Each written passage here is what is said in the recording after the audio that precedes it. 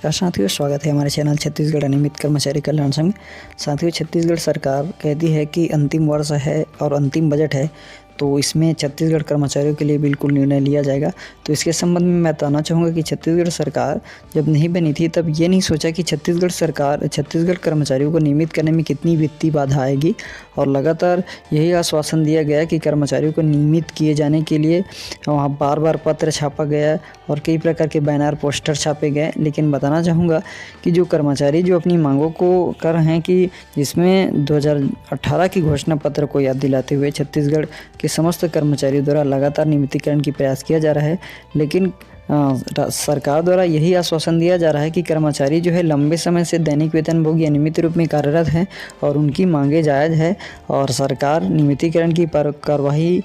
कर रही है और जल्द ही निर्णय लिया जाएगा। तो मैं बताना चाहूँगा कि जिस तरह से छत्तीसगढ़ सरकार चाहती है कि कर्मचारियों का नियमितीकरण हो, लेकिन हम ये नहीं जानते कि सरकार नियमितीकरण कब करेगी। इतना विश्वास है कि नियमितीकरण करेगी, लेकिन कब करेगी ये नहीं पता। इसी संबंध में छत्तीसगढ़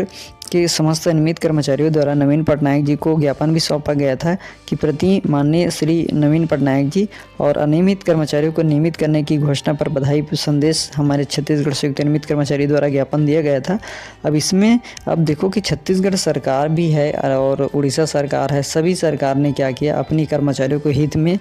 बिना सोचे,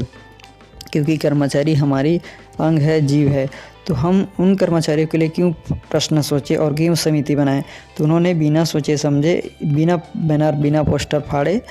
कर्मचारियों को नियमितीकरण की सौगात दे दी। अब इसी तरह से बता दें साथियों कि छत्तीसगढ़ सरकार भी चाहती है तो कर्मचारियों को नियमितीकरण की सौगात दे सकती है, लेकिन यहाँ पर ये निर्णय आता है कि इतना बड़ा विधानसभा सत्र रहा जिसमें कर्मचारियों के मन को पूरी तरह से निराशा हुई। जो 4 साल से कर्मचारी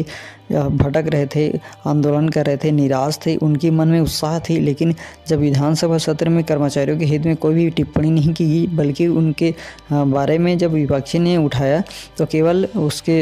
एक निगेटिव प्रश्नात्मक उत्तर मिला, तो इससे कर्मचारी निराश हो गए, उदास हो गए। अब इससे पूरी तरह से कर्मचारियों का मन टूट गया। अब एक तरह से उत्साह कब आता है, जब अन्य राज्यों की सरकार ने कर्मचारियों के नियमितीकरण की बात करती है और कहती है कि हम कर्मचारियों के अंग, हम कर्मचारी हमारे अंग है और हम कर्मचारी के लिए काम करते हैं, कर्मचारी की चिंता हमारी चिंता है। और एक छत्तीसगढ़ सरकार कहती है कि हम कमेटी बनाए हैं, कमेटी का निर्णय सर्वमान्य है और नियमितीकरण को घोषणा पत्र में लिए हैं, तो घोषणा पत्र का हर वादा पूरा करेंगे। तो यहाँ पर बताना चाहूँगा कि संविदा कर्मचारियों को नियमित होने का खुला रास्ता, जिसमें से 1 लाख से 10,000 तक के कर्मचारियों को नियमित करने की सौगात उड़ीसा सरकार ने दी है। इसका जो मुख्य प्रावधान था कि वर्ष 21-22 के बजट में इन्होंने संविदा कर्मचारियों के लिए एक स्कीम बनाई थी। उसके बाद जब वर्ष 2022-23 आया तो उसमें मानदेय में 20% की वृद्धि की गई। अब उसके बाद बता दें साथियों कि जब छत्तीसगढ़ सरकार भी बजट में जब से सरकार बनी है 18-19 से लगातार बजट को बढ़ाया जा रहा है,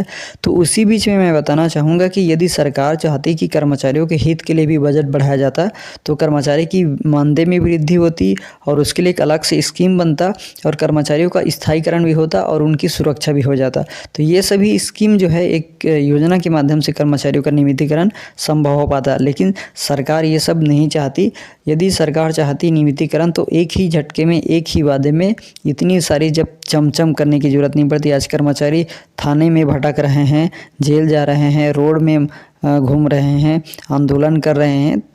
तो ये सभी एक